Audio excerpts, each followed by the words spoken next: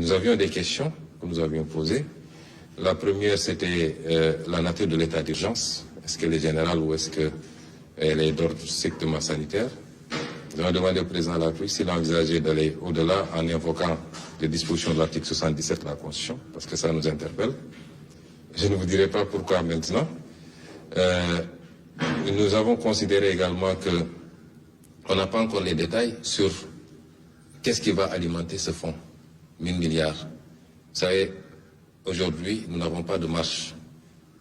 La Banque centrale européenne a dégagé une enveloppe de 750 milliards d'euros. Le Fed aux États-Unis a dégagé une enveloppe de 500 milliards, mais la BCEAO ne peut pas dégager d'enveloppe parce que nous avons une contrainte liée à notre monnaie, simplement. Après, qu'est-ce qui reste? C'est de recourir au budget et reconnaître tous qu'il va falloir qu'on creuse le déficit. Il faut recourir au FMI, droits de tirage spéciaux. Peut-être on a 150 milliards à tirer là-bas, peut-être la Banque mondiale. Mais ensuite, il faut réorganiser notre budget. Mais nous voulons voir tous ces détails. Il faut de l'argent pour gagner une guerre. Il faut chercher cet argent. Nous avons été rassurés que l'argent, nous l'aurons. Après, où va cet argent? C'est aussi important. Il ne faut pas que cet argent soit dépensé simplement à acheter des 4x4 pour des soi-disant structures qui vont lutter contre le virus, ou bien que dans l'allocation de cet argent-là, ça profite à quelques lobbies et que ça n'aille pas vraiment à la gestion de la crise. Ça, c'est extrêmement important. Et c'est un plan détaillé qui nous permettra de voir. Déjà, j'ai dit carrément au président que je ne suis pas d'accord avec les mesures fiscales du moins. Les mesures d'annulation de dette fiscale, surtout quand c'est fait de manière généralisée, ne sont jamais de bonnes mesures. Vous ne pouvez pas mettre dans le même panier ceux qui ont carrément commis des crimes fiscaux, notamment collecter de la TVA et ne pas la reverser, ou collecter de l'impôt sur les salaires et ne pas reverser, avec ceux qui peut-être ont commis des erreurs de bonne foi. C'est des questions d'interprétation, etc., etc.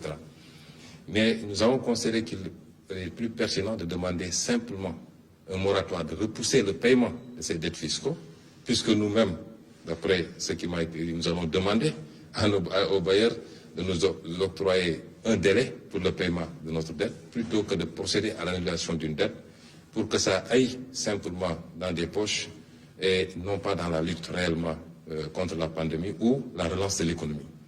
Ça, c'est les problématiques que nous avons posées. Nous avons considéré que les 50 milliards alloués aux mesures sociales nous semblent assez peu. Notamment, si vous avez une enveloppe de 1000 milliards, vous connaissez la situation du pays. Je crois qu'il faut envisager mettre un peu plus. Nous n'avons pas entendu de mesures pour les salariés, par exemple, également.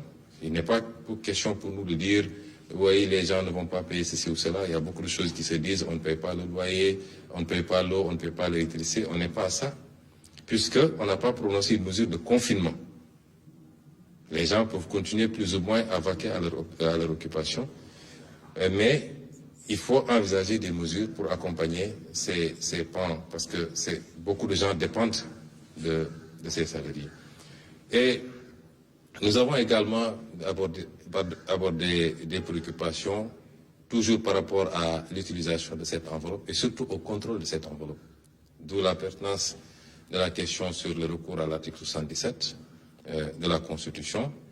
Nous considérons qu'il faut absolument, évidemment, nous sommes en crise, ça justifie cette solidarité et qu'on mobilise les fonds, mais en aucun cas, il ne faudrait qu'un seul franc destiné à ce combat se retrouve ailleurs que de droit.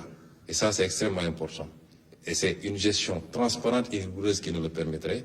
Nous ne voudrons pas que la crise serve à justifier un certain nombre de comportements et que l'argent qui a été mobilisé et qui sera dans tous les cas payé par les Sénégalais, il faudra un effort national, un sacrifice pour que cet argent-là soit payé par les Sénégalais. Il ne faut pas que cet argent-là se retrouve ailleurs que dans la lutte contre le virus, mais également dans la relance de l'économie qui sera impactée par cela et surtout dans les mesures d'appui sociaux.